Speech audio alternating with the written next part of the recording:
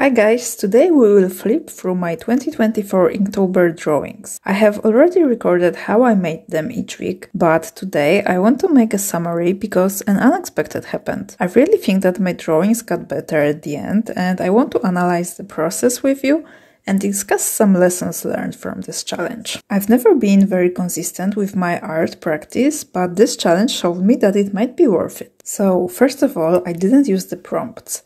I'm not saying they are bad to use, but I like drawing animals and the prompts are not that easy to match this topic. I know of some artists that can do that successfully, but this is not really me.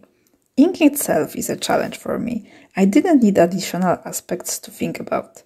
So I made a list of animals that live in Poland and stick to it. Next, I chose this very small square sketchbook and this is a perfect size for such a long daily challenge. The drawings didn't take me too long to complete. I think most of them took me around 20 minutes, some took 30. Last year I had an A5 notebook and I had to draw smaller boxes in it to make the challenge doable. It was okay for that time, but at the end it definitely didn't look cohesive at all. So let's look inside this sketchbook. I didn't have a plan for drawings composition. I only knew that I want every drawing to have a little title with the name of the animal in both Polish and English. And I thought it would look cool in a banner. As you can see, I had no idea how to draw one. I checked some examples online, but my brain could not comprehend it for some reason, so this first one is very wonky. On the first day, I also decided to put my drawing in a little frame because the page looked a little bit empty. It wasn't something I initially planned to do, but it was a perfect idea that I introduced to the future days as well. And I think it made the whole series look very cohesive as a result. So starting this challenge, my state of mind was that using only ink is boring. As I love colorful illustrations, in my animal drawings, I intentionally exaggerate colors. This is just something that appeals to me. So I thought I would be using watercolors from time to time to have a break from black and white. And I tried that here, but to my surprise, I didn't want to use it anymore. Although this is a colorful butterfly and colors should look good, it didn't feel right. Especially that I made a very weird frame that was supposed to be flowers, and I didn't draw a banner, but made this weird shape box, and I think making it blue ruined it completely. But this is what was great about this challenge. I had an idea, and since I was drawing every day, I wasn't afraid to try it out. It didn't work out, but I still had so many drawings to make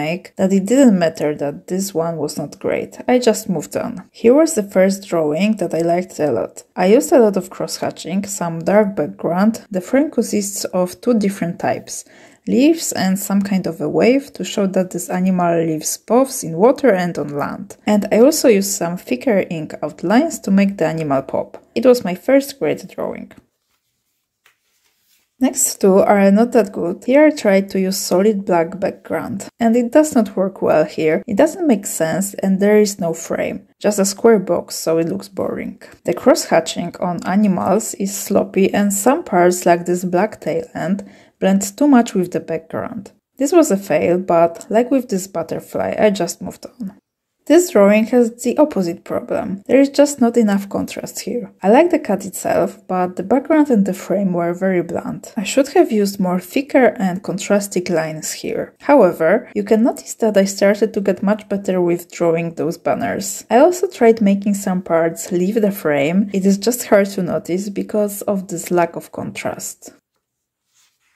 Those two I love a lot. On the left, I tried this idea of part of the drawing leaving the frame again. The foreground covers the whole width of the page, and the frame borders it only from the top. I made a huge thick line around the animals, and I think it turned out great. The only thing I wish I didn't do is those lines here in the frame. They were supposed to be the continuation of the grass field, but they just don't look like it and make the drawing too busy. And here I tried a different idea. The bottom part of the frame is quite boring because it is just a line, but in this case it makes sense because the top of the frame is in this crazy mountain shape. At that time of the challenge it was my favorite drawing. Here we have some failures again. On the left, I didn't do a full frame, just those two corner pieces. It is not the worst, but it would look much better with the full frame. And what is worst, I made no banner for some reason. I guess I didn't plan the composition very well, and I ran out of space for it. I made this very ugly box that isn't even a rectangular. This is the worst box in the whole challenge. This is a shame because the links itself looks quite alright. And on the right, there is again the problem of too little contrast. The frame is also only the corner pieces, which makes the whole page look empty, and the drawing has no defined boundaries. But this is the first time when I had an idea to use oak leaves. And this is important because they are going to be a returning motif. For both of those, I used some thicker outlines and part of the drawing outside of the frame. For the hamster, I used the frame of berries, and for the fox, I used those oak leaves. And I loved the result.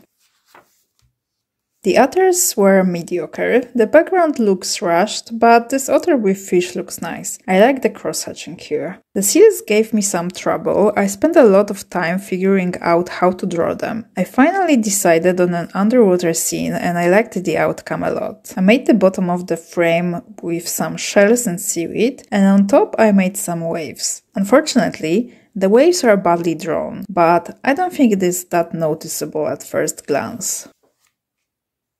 With those, I combined a few things. The foreground outside of the frame and the frame ending with mountains. I like this idea. I think it made the animals stand out. Here are the oak leaves again. I was using them as a default frame for any animal. I had no other idea. This drawing is mediocre again. There is not enough contrast in the background. The animals are two very dark spots on a bland background. This one tree tries to leave the frame, but it's not even very noticeable. This one I like a lot. I like the simplicity of shading, and I made a frame from different leaves than oak. I don't like the grass at the bottom, but the drawing looked very empty without it, and it is not that in your face to be a problem. For this one, I decided to fill the whole frame with many different things. It is very busy, but I quite like it because I outlined the main subject with a thicker outline. However, I started cross-hatching in some parts and I didn't think it looked that good, so I didn't use it anywhere else. I think it would be better without those additional darker spots, but well, cannot really erase that. I also teared the page when I was erasing the pencil for one of the drawing. It happened twice during this challenge. This one I feel is mediocre again. I think that this background could be much better. I didn't really have an idea for how to make it.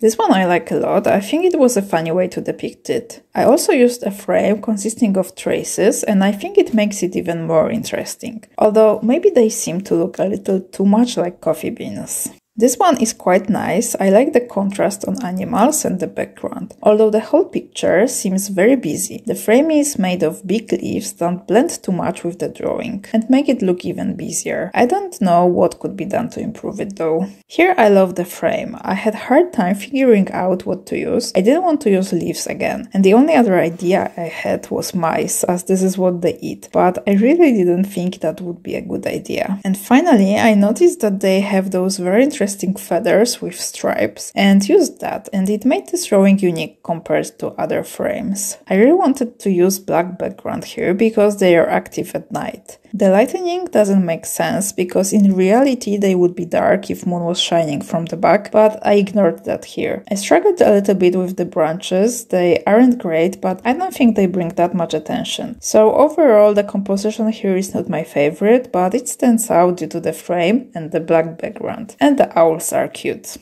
And now we start the second part of the challenge, which is much better than the first one. First, the bear. I like the composition a lot. It is also busy, but animals stand out and the frame seems merged with the picture. In this drawing, I really like the cross-hatching, how I made the different fur textures. This drawing is simple yet nice. I don't like those branches, I added them because it looked very empty. I didn't predict that if I put the animal's body at the center, the antlers will make the left side of the drawing too heavy. And this one is my favorite drawing of all. Let me tell you why. First of all, when I was to draw that, I had no idea how to make this drawing. This animal just didn't seem that interesting to draw. I decided to draw it looking outside from the mole hole. But then there was another issue. What to use as a frame? Leaves didn't feel right, they eat earthworms, but that felt even more wrong and disgusting. So I thought to use pebbles or clumps of soil, as those animals dig in the ground and make those small holes. But making the whole square frame of those didn't feel right, so I decided to gradually make the frame smaller and stop where the mole hole ends. And then, on the top, I decided to add exaggerated flowers, which in my opinion look great here and make it seem like it's low on the ground below them. I also outlined the foreground with thicker outlines so it stands out. I also think that I was very successful with the cross-hatching here. So overall, due to the whole journey that this drawing went through, from having no idea for it to such a well execution, I am still amazed by it and it is my favorite. This one is alright, I really think I got better at cross-hatching. This one was difficult because those animals are extinct and there are almost no references for them. I tried drawing their bodies from currently alive animals and then adding different heads, but the composition didn't look good. So finally I drew only the heads from the only resources available. For the frame I chose hoof traces again, this time two kinds as they have different hoof types. And it felt empty, so as the animals are extinct and this one on the right is quite ancient, I added some cave drawings of hands to exaggerate that. Maybe it doesn't make a perfect sense, but definitely made the composition better and I like the final result. Those two are alright again. Here on the right I once more filled the whole frame. I think it looks alright, although this huge flower seems out of place. And those last two drawings are good again. Here on the right I used the black background, but I made a small white outline so that animals don't blend with the background too much. And this is it, 31 drawings. I think that the first part was trial and error phase, and the whole second part was less of spectacular progress, more of a steady level, combining and utilizing the skills and ideas from the first half. Each of them is better than in the first week, but the worst drawings from the first week were necessary for the progress. So as a result, I think the biggest benefit of this challenge was that since I was drawing every day, I kept coming up with new ideas and I wasn't afraid to try them out because I always had another day. If something worked, I could repeat it, if not, I could not use it again. The theme and format of the page were consistent, so I could focus on building up the skills without the challenge of drawing random things. This is why I didn't want to use prompts. I wasn't focusing on the cross-hatching, but doing so many drawings, I unconsciously figured out what works, what doesn't, so somewhere along the line the cross-hatching improved as well. I'm very glad that I finished this challenge and that I did it this way. I didn't realize it before, but last year I didn't feel that anything improved. I started this challenge just for the sake of completing it, because last year I liked the feeling of accomplishing something like that, but I had no expectations for improvement. Anyway, let me know if you also did this challenge and if you also noticed improvement. Don't forget to leave a like and maybe a subscription. See you in the next video. Bye bye!